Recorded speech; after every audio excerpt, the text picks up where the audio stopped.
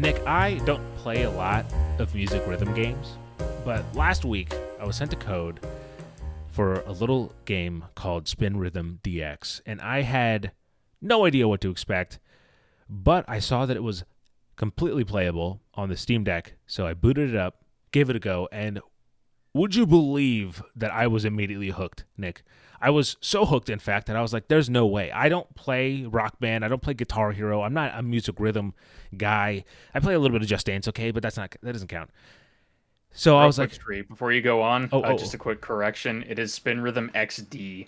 Got that X DX and that Defiant. XD. Shit. Yep. X Defiant. I should have known. It's XD. I apologize. Thank you for the correction. So, Spin Rhythm XD. That didn't sound right, I should say. I was kind of immediately hooked, and I decided to call in the expert. And the expert was Nick Sivak. I kind of just casually tossed it at him. I was like, hey, Nick, I know you're busy getting your ass kicked in Shadow of the Erd Tree, but if you ever want to break, a little, chill time out, check out this game called Spin Rhythm XD. And Nick, would you like to take us through this journey that you've been through here? Yes. So ashamedly, or maybe No, dude, proudly say it with your chest, non-ashamedly, man. I beat every song in this game over the last 24 hours on normal. Hell yeah. Yeah, man. This game got its hooks in me hardcore. It's you graciously give me the title of master, right? I've played some rhythm games in the past. Like I wouldn't say that I'm a master. Obviously, there are far better players of these games out there. But I've been known to enjoy a Guitar Hero and a Rock Band or two in my time. So these kind of games, they kind of jump out at me. And so I looked at like some screenshots or like a quick clip whenever you texted me, and I was like, oh yeah, that looks like, up my alley. Like, I'll give it a try. Went ahead and installed it. And first of all, I have to say, this game operates very fast. Yes. Like, not just in the gameplay, but just like, you get your title screen, you hit play, you select a song, And you're it in. does like a 2-second animation, and then you're counting down into this song. Yep. So like, this I think will feed into, sort of my point that I'll make, that this game is very addictive. Yeah. And it plays very much into that one more time kind of thing. Absolutely. And the speed of it was just like, well, sure, I'll do one more. Well, sure, I'll do one more. Oh, wait, this song's only 2 minutes. I'll do this one now. Yeah. And so, and I have to say, yeah. some of the songs are actually good. I mean, it reminded me of, like, this was exactly the type of music that I would used to listen to back when I was in high school. And actually, it was so funny because, so I went back to the game after, like 24 hours of not playing it, and I come back and the game's like, I have so many songs unlocked.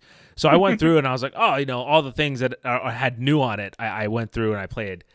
And one of the songs, I actually remembered the bass drop just from like memory, just like pure instinct, which was cool. But yeah, we should say that it's a lot of like dubstep / EDM yes, / kind of like also chill club music. And I have to also say that we were provided a copy of the base game and the chill music DLC as well. So that's the kind of package that we were kind of approached here. And all the tracks that, I don't think all of them were songs that I would actively have on my playlist, but there were definitely some really, really good bangers in there that, like, I was just like, whoa, I wasn't expecting that. I mean, it's definitely not like huge licensed hits like that, like, are, radio hits or anything like that, but there's some good ones.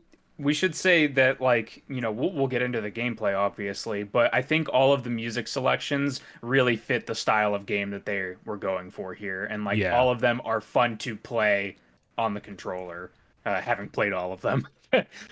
Yeah, it's, Wait, sorry, you played on the controller? Yeah, I played on Xbox controller. Oh my God, Nick, dude.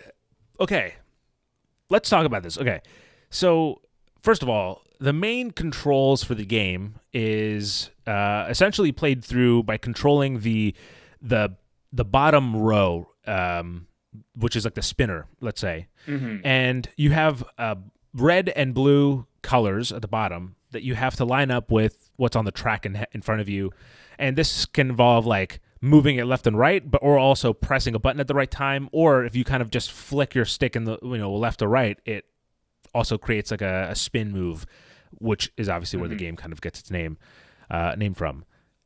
And playing with a Steam Deck, it was so weird because I was constantly like, okay, this doesn't feel like I could do it, but I couldn't get a lot of speed out of it, like flicking back and forth because you don't have quite as much precision as like a mouse. But then I realized that the Steam Deck has trackpads built in, and it feels so good with the trackpad. So it really just kind of like, it's like almost like you're touching it and moving it manually. So that worked out really well for me. But you played it with an Xbox controller, and I have to say, this game has 5 difficulties: easy, normal, hard, expert, and XD. Not for XDivine. And I am so bad at music rhythm games that I was playing through just all easy, and then I come out and it said all of them had normal the normal scores because Nick had cleared it. But you know what? That's totally fine because I'm clearing out the easies, Nick. I'm eating the scraps. Don't worry. Have you tried any of the hard or anything like that? How does it feel? It's fun. I have this weird thing with Guitar Hero, and this also applies to Spin Rhythm here, where normal is like just easy enough for me that like I'm pretty much getting like, high scores on most songs that I'll play. And then when I bump it up to hard, it's like I can carry my own for a little bit, but then like I'll just start hitting a wall where it's like, okay, this is too much for me to wrap my head around and I can't, progress or whatever. So it's weird. It's just like it's either too easy or it's like just out of my range of being able to, be super effective with it. By the way, I just discovered from watching the trailer that you can use an actual DJ set to play the game, which is kind of crazy. I'm not surprised. I was going to say, like, thinking of what I would compare this game to, it's like a mixture of Guitar Hero, DJ Hero, and Ikaruga, funny enough, if you're familiar with that. No, I'm not, yeah. Ikaruga is an old bullet hell top-down shooter. Oh, okay, I can see it.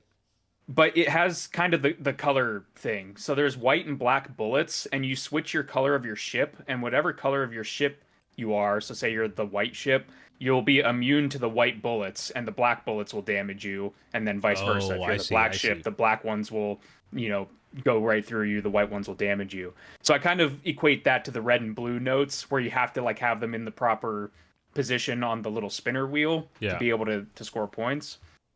But yeah, each difficulty, like you were mentioning, each one you go up, it introduces new mechanics, which I really like. I mean, easy is like super simple. All you really have to focus on, like I was saying, was matching the colors as they come out. Also, I have to say, there's something like really satisfying about the spinning mechanic. Like, so you flick your stick and it just starts spinning in the direction that you flick it, and then as it's approaching the next kind of beat, it has this square, kind of almost like a QuickTime event. Similar fun fact to the one in Echo Generation during one of the attack moves, but and then you hit that and it kind of sets you right back into the track, but then it's done so well because the color that you come back as is the color of the kind of what's in front of you in the track, so it's kind of really intuitive. You can almost kind of enter this really cool flow state and just kind of get lost in it, which is honestly like it's so much fun. And Nick, I was so happy like that you played it and you texted me and you're like, yeah, this game is so addictive. And I was like, yes, I'm glad you also see this because I wasn't the only one.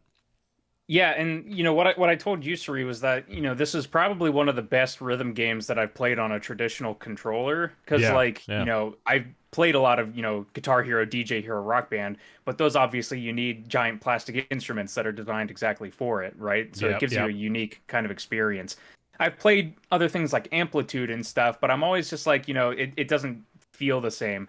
This game, like it feels amazing on a controller, and I think probably what you were saying about how, satisfying it feels, I'm guessing it's the same for the Steam Deck as it was on the controller.